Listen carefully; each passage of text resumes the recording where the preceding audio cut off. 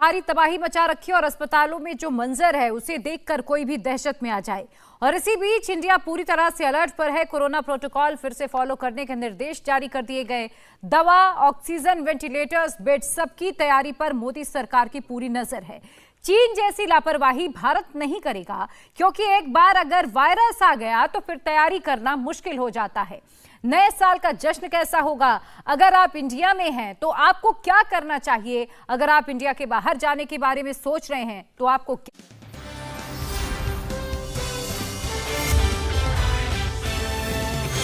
India TV, आपकी आवाज।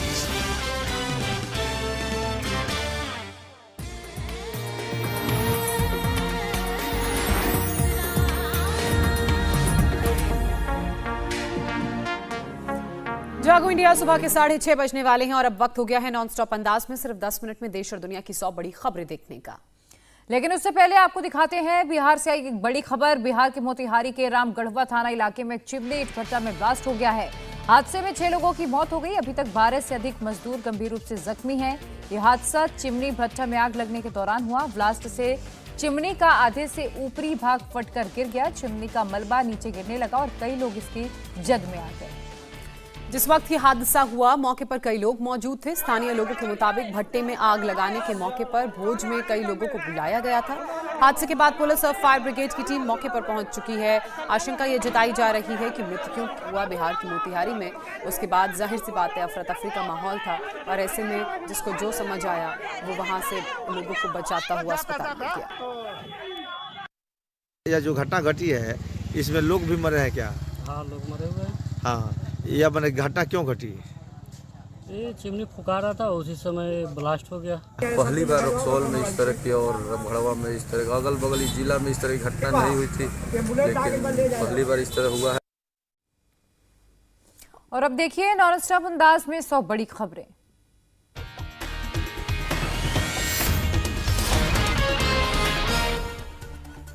राहुल गांधी की भारत जोड़ो यात्रा थोड़ी देर में दिल्ली में करेगी प्रवेश। फरीदाबाद से हुई रवाना। बदरपुर बॉर्डर से एंटर कर लाल किले तक जाएगी राहुल की यात्रा। दिल्ली में 22 किलोमीटर का सफर तय करेंगे Rahul. Badarpur Ashram, Nizamuddin, India gate, ITO, Delhi gate, Daryaganj होते हुए लाल किला पहुंचेंगे। सुबह 10 बजे आश्रम पहुंचने के बाद यात्रा में होगा लंच ब्रेक। दोपहर 3 बजे लाल किला पहुंचकर लोगों को संबोधित करेंगे राहुल गांधी। राजघाट और शांति वन पर जाकर श्रद्धांजलि भी देंगे राहुल गांधी। लाल किले से कार में जाएंगे राजघाट। कोरोना प्रोटोकॉल का पालन नहीं करने के विवाद के बीच हजारों कांग्रेस कार्यकर्ता यात्रा में हो सकते हैं शामिल। कांग्रेस ने यात्रियों के लिए जारी किया है पास।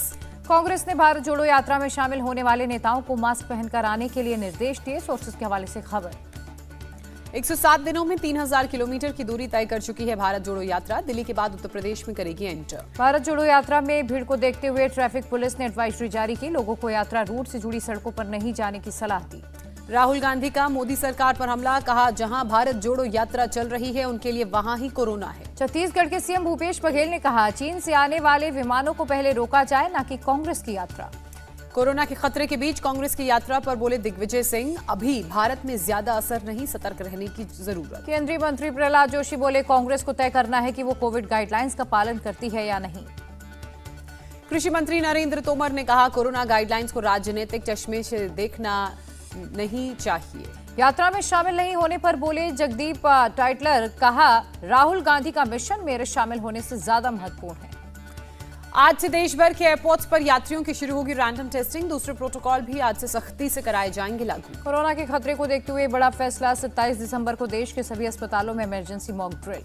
कोरोना से निपटने की तैयारियों पर होगी मॉक ड्रिल। केंद्रीय स्वास्थ्य मंत्री मनसुख मांडविया अस्पताल का करेंगे दौरा। सरकार ने राज्यों से क्रिसमस और नए साल पर सख्ती करने को कहा। ज्यादा से ज्यादा सैंपल्स की जीनोम सीक्वेंसिंग करने के निर्देश। केंद्र सरकार का test, track, treat and vaccination पर जोर। मास्क और सोशल डिस्टेंसिंग का पालन करने को कहा। कोरोना के हालात पर केंद्रीय स्वास्थ्य मंत्री मनसुख मांडविया ने की मीटिंग। गाइडलाइंस को लेकर राज्यों को दिए निर्देश। राज्यों के स्वास्थ्य मंत्रियों से बोले मनसुख मांडविया, कोविड से घबराने की जरूरत नहीं, हमारे पास महामारी प्रबंधन का 3 साल का अनुभव। केंद्र सरकार ने नेजल वैक्सीन को दी मंजूरी। बूस्टर डोज के तौर पर होगी इस्तेमाल। कोविशील्ड, कोवैक्सीन वाले ले सकते हैं नेजल वैक्सीन। फिलहाल निजी अस्पतालों में मिलेगी सुविधा।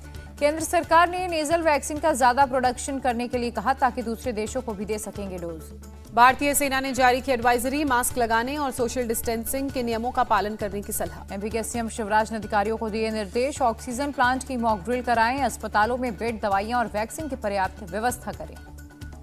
कोविड के मामलों की जानकारी के लिए पंजाब सरकार बनाएगी एक सेल, ऑक्सीजन प्लांट का किया जा रहा निरीक्षण। केंद्रीय स्वास्थ्य मंत्री की मीटिंग के बाद झारखंड के स्वास्थ्य मंत्री बन्ना गुप्ता ने कहा कोरोना से जंग में मिलकर लड़ेंगे। गोवा के सीएम प्रमोद सावंत का बयान, कहा प्रदेश में अभी कोई प्रतिबंध नहीं लगाए, रोजाना 600 टेस्ट किए जा रहे हैं। कर्नाटक के स्वास्थ्य मंत्री की अपील, जल्द से जल्द लगेगा बूस्टर डोज। देहरादून में सीएम पुष्कर सिंह धामी ने बूस्टर डोज सेंटर का दौरा किया, जिन्हें बूस्टर डोज नहीं लगी उन्हें लगाने को कहा। राजस्थान के हेल्थ सेक्रेटरी बोले कोरोना से घबराने की जरूरत नहीं, ऑक्सीजन प्लांट से लेकर मेडिकल टीम तक तैयार है। सूरत के आरएमओ न्यू सिविल अस्पताल में 900 बेड मौजूद, अस्पताल में 400 से ज्यादा वेंटिलेटर एक्टिव।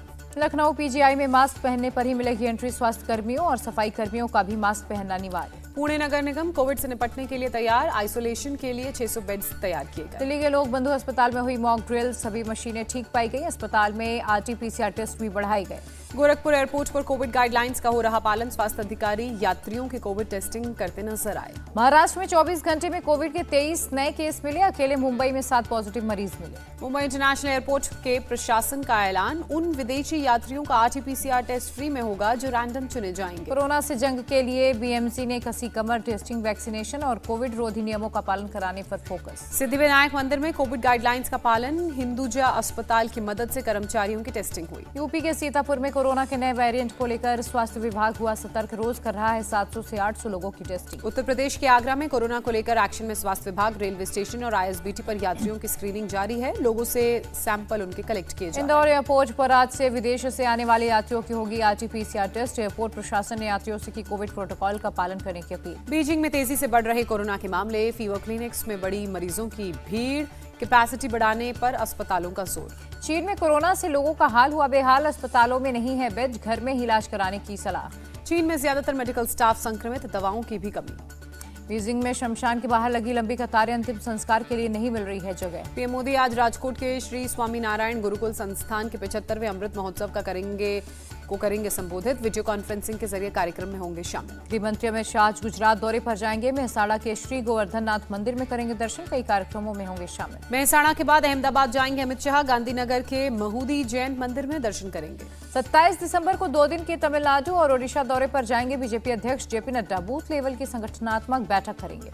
कांग्रेस अध्यक्ष मल्लिकार्जुन खड़गे ने दिल्ली में कांग्रेस महासचिवों, राज्य प्रभारियों और सीएलपी नेताओं के साथ बैठक की। कांग्रेस अध्यक्ष मल्लिकार्जुन खड़गे का निशाना, बोले तवांग मामले पर बहस से बचती रही सरकार, सिर्फ व्यक्तिगत हमलों में रही बिजी। केंद्रीय कैबिनेट ने 1 रैंक 1 पेंशन स्कीम में रिविजन किया, अब 25,13,000 पेंशनर्स को मिलेगा लाभ। दिसंबर 2023 तक गरीबों को मिलेगा मुफ्त अनाज, केंद्र सरकार का फैसला। उत्तराखंड में जबरन धर्मांतरण रोकने के लिए संशोधित कानून लागू, राज्यपाल ने विधेयक को दी मंजूरी। आईआईटी में दाखिले के लिए 4 जून को होगी जेईई एडवांस की परीक्षा, आईआईटी गुवाहाटी ने किया ऐलान। छपरा शराब कांड पर पुलिस का खुलासा, होम्योपैथिक दवा के मिश्रण से बनी थी जहरीली शराब। संसद में गांधी प्रतिमा के सामने बिहार के बीजेपी सांसदों का प्रदर्शन, छपरा में जहरीली शराब से मारे गए पीड़ितों के परिवारों को मुआवजे की मांग की। दिल्ली के साकेत कोर्ट में आफ्ताब की वीडियो कॉन्फ्रेंसिंग से पेशी, कोर्ट ने 14 दिन की न्यायिक हिरासत में। एफएसएल ने आफ्ताब की नार्को रिपोर्ट दिल्ली पुलिस को सौंपी, अब आगे की कार्रवाई में पुलिस जुटी। दिल्ली पुलिस कमिश्नर से मिले श्रद्धा के पिता, फास्ट ट्रैक कोर्ट में केस चलाने की मांग की। आईसीआईसीआई बैंक की पूर्व एमडी चंदा कोचर और उनके पति गिरफ्तार, सीबीआई ने वीडियोकॉन धोखाधड़ी मामले में की कार्रवाई, चंदा कोचर पर वीडियोकॉन लिमिटेड को फायदा पहुंचाने का आरोप है। कमलनाथ के भतीजे बिजनेसमैन रतुल पुरी की बड़ी मुश्किलें, दिल्ली राउस एवेन्यू कोर्ट में समन भेजा। अंकिता भंडारी मर्डर मामले में सभी आरोपियों ने नार्को टेस्ट कराने से किया इंकार, कोर्ट में 3 जनवरी को होगी अगली सुनवाई। उत्तर प्रदेश के कानपुर में चोरों ने एसबीआई बैंक के स्ट्रांग रूम से 1 किलो 800 ग्राम सोने की चोरी की, चोरों ने सुरंग बनाकर वारदात को अंजाम दिया। बैंक का कैश सेफ सुरक्षित, मौके पर पहुंची पुलिस, मामले की जांच जारी। पश्चिम बंगाल के बीरभूम में बम ब्लास्ट, हादसे में 2 बच्चे गंभीर रूप से घायल, घर के अंदर रखे बम में हुआ धमाका। बिहार के मोतिहारी में चिमने में विस्फोट, 5 शवों को निकाला गया, घायल लोगों को अस्पताल में किया गया भर्ती। बिहार के आरा में लगे पाकिस्तान जिंदाबाद के नारे, पुलिस ने 5 आरोपियों को गिरफ्तार किया। असम के तेजपुर में मार्केट में लगी आग, कई दुकानें जलकर खाक। राजस्थान के उदयपुर में बीच सड़क पर चलती कार बनी आग का गोला, ड्राइवर ने कूदकर बचाई जान, फायर ब्रिगेड की टीम ने आग पर पाया काबू। एमपी के राजगढ़ में कब्रिस्तान के पास ब्लास्ट, पानी की टंकी फूटी, एक बच्चा घायल। घायल बच्चे को अस्पताल में भर्ती कराया गया। मौके से बारूद, कील समेत कई चीजें मिली। सागर में कार से कुचलकर युवक की हत्या, परिजनों ने सड़क पर शव रखकर किया चक्का जाम। सागर हत्या मामले में 8 आरोपियों के खिलाफ केस दर्ज, एक गिरफ्तार। प्रशासन ने मुख्य आरोपी का होटल ध्वस्त किया। भागलपुर में एसटीएफ की बड़ी कार्रवाई, मिनीगन फैक्ट्री का किया भांडाफोड़, 2 आरोपी अरेस्ट। मथुरा के बांके बिहारी मंदिर में श्रद्धालुओं के साथ गार्ड ने की मारपीट, आरोपी की करतूत सीसीटीवी में कैद।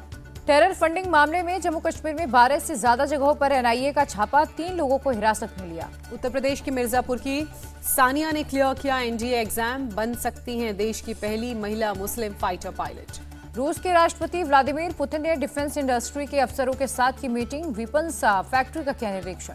रूस ने अपनी नई पनडुब्बी को लॉन्च किया, टेक्निकल कंट्रोल नेविगेशन सिस्टम से लैस है ये सबमरीन। पोलैंड के रास्ते अमेरिका से लौटे जेलेंस्की, पोलैंड के राष्ट्रपति आंद्रेज डूडा से की मुलाकात। इजरायली पुलिस ने हमलावर को गोली मारी, फायरिंग के बाद आरोपी ने की थी अधिकारियों को कार से कुचलने की कोशिश। अमेरिका में बाढ़ और बर्फीले तूफान का कहर, सड़कें नदियों में तब्दील, कारें पानी में डूबी। बर्फीले तूफान के चलते 4.5 लाख घरों में बिजली गुल, अब तक 3400 फ्लाइट्स कैंसिल। अमेरिका में हालात और हो सकते हैं खराब, मौसम विभाग ने जारी की चेतावनी। चिली ने वीना डेल मार शहर में भीषण आग लगी, तकरीबन 500 घर जलकर खाक हुए, एक व्यक्ति की मौत, 30 घायल। भारत और बांग्लादेश के बीच दूसरे टेस्ट मैच में भारत के पास 80 रन की बढ़त, दूसरी पारी में बांग्लादेश ने बिना कोई विकेट गंवाए बनाए 7 रन। पहली पारी में भारत ने बनाए 314 रन, बांग्लादेश ने बनाए थे 227 रन। ऋषभ पंत ने खेली 93 रनों की पारी, श्रेयस अय्यर ने बनाए 87 रन। आईपीएल नीलामी के इतिहास में सबसे महंगे बिके इंग्लैंड के सैम करन, पंजाब किंग्स ने 18.25 करोड़ में खरीदा। ऑस्ट्रेलिया के ऑलराउंडर कैमरन ग्रीन को मुंबई इंडियंस ने 17.50 करोड़ में खरीदा। इंग्लैंड के बेन स्टोक्स 16.25 करोड़ में बिके। सनराइजर्स हैदराबाद ने इंग्लैंड के युवा खिलाड़ी हैरी ब्रूक को 13.25 करोड़ और मयंक अग्रवाल को 8.25 करोड़ में खरीदा। गुजरात टाइटंस ने केएस भरत को 1 करोड़ 20 लाख, दिल्ली कैपिटल्स ने मनीष पांडे को 2 करोड़ 40 लाख में खरीदा। जम्मू कश्मीर के ऑलराउंडर विवरांत शर्मा को हैदराबाद ने 2 करोड़ 60 लाख में खरीदा, 20 लाख था इनका base price. Hockey world cup के लिए भारतीय टीम की घोषणा, हरमनप्रीत सिंह को बनाया गया कैप्टन। ओडिशा में 13 जनवरी से होगा हॉकी वर्ल्ड कप का आयोजन, 29 जनवरी को होगा फाइनल मुकाबला। केंद्रीय खेल मंत्री अनुराग ठाकुर ने खेलो इंडिया डैशबोर्ड को किया लॉन्च, खेल को लेकर लोग दे सकेंगे अपने सुझाव।